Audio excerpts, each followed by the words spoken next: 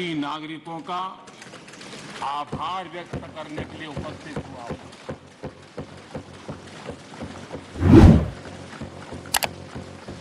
और अध्यक्ष जी कहते हैं भगवान बहुत दयालु है और भगवान की मर्जी होती है कि वो किसी न किसी के माध्यम से अपनी इच्छा की पूर्ति करता है, किसी न किसी को माध्यम बनाता है। मैं इसे भगवान का आशीर्वाद मानता हूं कि ईश्वर ने विपक्ष को सुझाया और वो प्रस्ताव लेकर आए।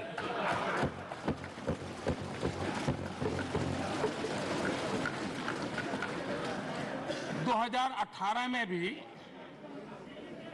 ये ईश्वर का ही आदेश था जब विपक्ष के मेरे साथी अविश्वास प्रस्ताव लेकर के आए थे। उस समय भी मैंने कहा था कि अविश्वास प्रस्ताव हमारी सरकार का फ्लोर टेस्ट नहीं है। मैंने उस दिन कहा था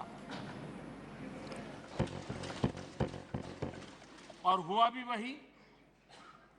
जब मतदान हुआ तो विपक्ष के पास जितने वोट थे उतने वोट भी वो जमा नहीं कर पाए थे।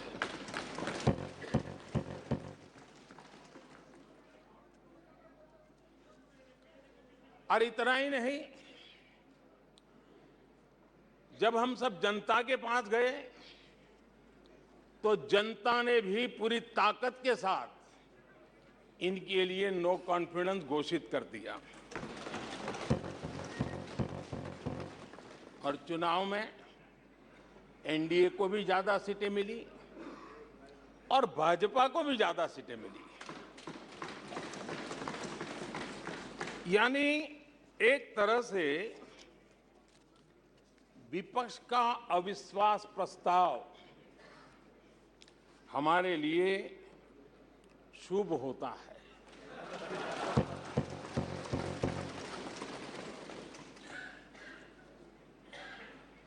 और मैं आज देख रहा हूं कि आपने तय कर लिया है कि एनडीए और बीजेपी 2024 के चुनाव में पुराने सारे रिकॉर्ड तोड़ करके भव्य विजय के साथ जनता के आशीर्वाद से वापस आएंगे। आदरणीय अध्यक्ष जी, विपक्ष के प्रस्ताव पर यहां 3 दिनों से अलग अलग विषयों पर काफी चर्चा हुई है। अच्छा होता कि सत्र की शुरुआत के बाद से ही विपक्ष ने गंभीरता के साथ सदन की कार्यवाही में हिस्सा लिया होता। बीते दिनों इसी सदन ने और हमारे दोनों सदन ने जनविश्वास bill, mediation bill, dental commission bill, आदिवासियों के लिए जुड़े हुए bill, digital data protection bill, national research foundation bill, coastal aquaculture से जुड़ा बिल, ऐसे कई महत्वपूर्ण बिल यहां पारित किए। और ये ऐसे बिल थे जो हमारे फिशरमैन के हक के लिए थे और उसका सबसे ज्यादा लाभ केरल को होना था। और केरल के सांसदों से ज्यादा अपेक्षा थी कि ऐसे बिल पर तो अच्छे ढंग से हिस्सा लेते, लेकिन राजनीति उन पर ऐसी हावी हो चुकी है कि उनको फिशरमैन की चिंता नहीं है। यहां नेशनल रिसर्च फाउंडेशन का बिल था। देश की युवा शक्ति के आशा आकांक्षाओं के लिए एक नई दिशा देने वाला बिल था। हिंदुस्तान को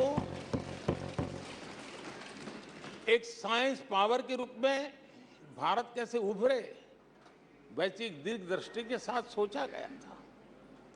उससे भी आपका इतराज। डिजिटल डाटा प्रोटेक्शन बिल, ये बिल अपने आप में देश के युवाओं के जज्बे में जिस बात आज प्रमुखता से है, उससे जुड़ा हुआ था।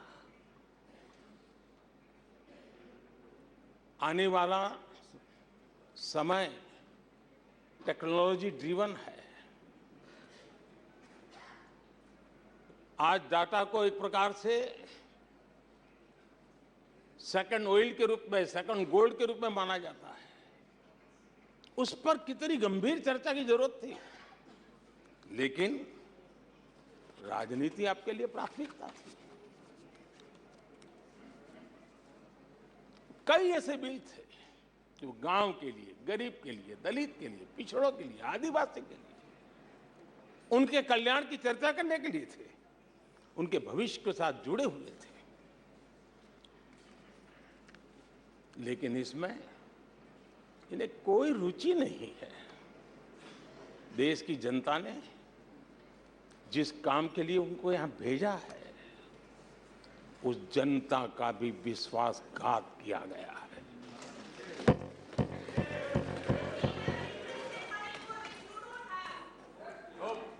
विपक्ष के कुछ दलों के लिए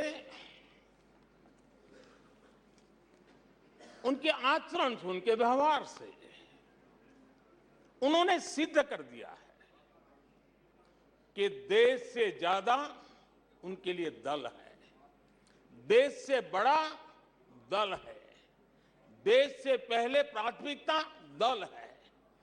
मैं समझता हूं आपको गरीब के भूख की चिंता नहीं है, सत्ता की भूख, यही आपके दिमाग पे सवार है। आपको देश के युवाओं के भविष्य की परवाह नहीं है, आपको अपने राजनीतिक भविष्य की चिंता है। और माननीय अध्यक्ष जी, आप झूठे एक दिन सदन चलने भी दिया, किस काम के लिए?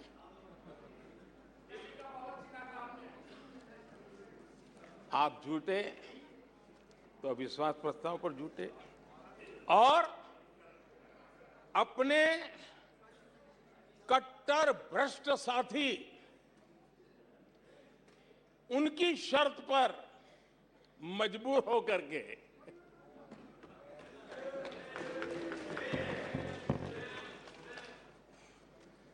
और इस अविश्वास पर प्रस्ताव पर भी आपने कैसी चर्चा की?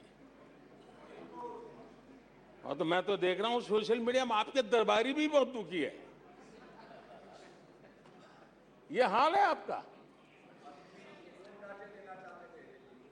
और अध्यक्ष जी देखिए, मजा इस डिबेट का कि फील्डिंग विपक्ष ने ऑर्गेनाइज की, लेकिन चौके छक्के यहीं से लगे।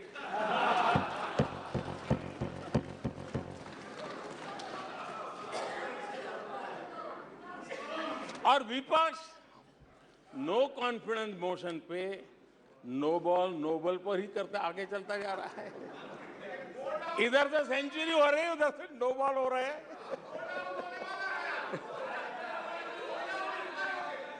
अध्यक्ष जी, मैं हमारे विपक्ष के साथियों से यही कहूंगा कि आप तैयारी करके क्यों नहीं आते जी? थोड़ी मेहनत कीजिए। और मैंने 5 साल दिया आपको मेहनत करने के लिए। 18 में कहा था कि 23 में आप आना, जरूर आना। 5 साल भी नहीं कर पाए आप। क्या हाल है आप लोगों का, क्या दारिद्र्य है।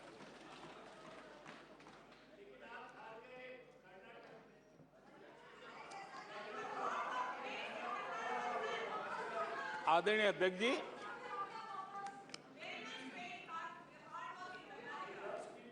विपक्ष के हमारे साथियों को दिखास की, छपास की बहुत इच्छा रहती हो, पर स्वाभाविक है। लेकिन आप ये मत भूलिए कि देश भी आपको देख रहा है। आपके एक एक शब्द को देश गौर से सुन रहा है। लेकिन हर बार देश को आपने निराशा के सिवा कुछ नहीं दिया है। और विपक्ष के रवैये पर भी क्या कहूंगा, जिनके खुद के बही खाते बिगड़े हुए हैं, जिनके बही खाते खुद के बिगड़े हुए हैं, वो भी हमसे हमारा हिसाब लिए फिरते हैं। माननीय अध्यक्ष जी,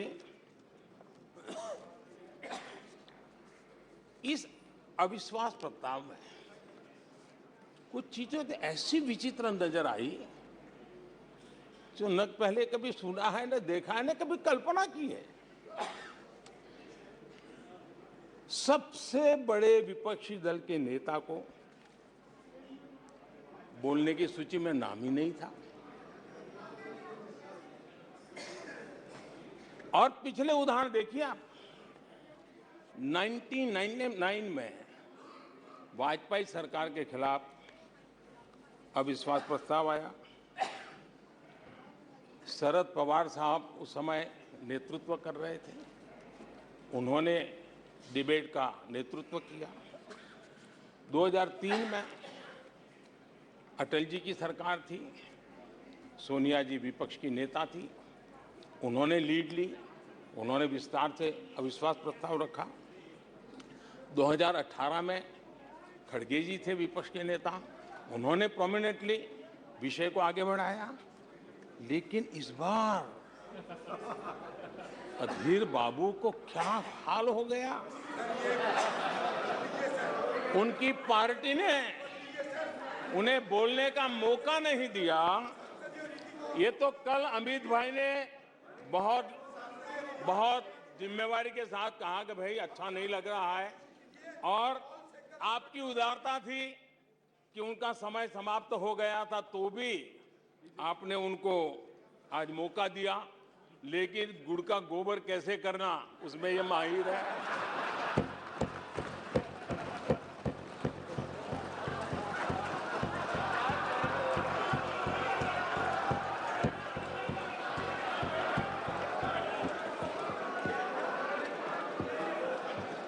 मैं नहीं जानता हूं कि आखिर आपकी मजबूरी क्या है, क्यों अधीर बाबू को दरकिनार कर दिया गया। पता नहीं कलकत्ता से कोई फोन आया हो।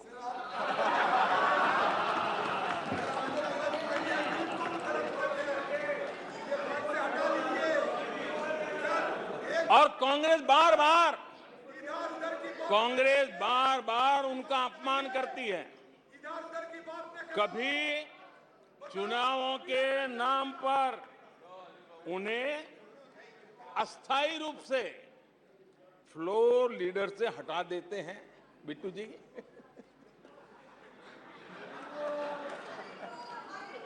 हम अधीर बाबू के प्रति अपनी पूरी संवेदना व्यक्त करते हैं।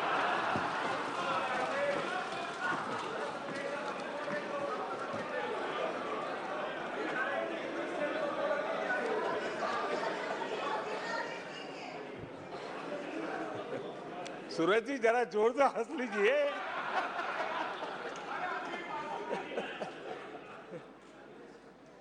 आदरणीय अध्यक्ष जी, किसी भी देश के जीवन में, इतिहास में एक समय ऐसा आता है जब वो पुरानी बंदिशों को तोड़ करके एक नई ऊर्जा के साथ, नए उमंग के साथ, नए सपनों के साथ, नए संकल्प के साथ आगे बढ़ने के लिए कदम उठा लेता है। 21वीं सदी का ये कालखंड और मैं बड़ी गंभीरता से इस पवित्र लोकतंत्र के मंदिर में बोल रहा हूं और लंबे अनुभव के बाद बोल रहा हूं कि ये कालखंड सदी का ये वो कालखंड है जो भारत के लिए हर सपने सिद्ध करने का अवसर हमारे चरण में।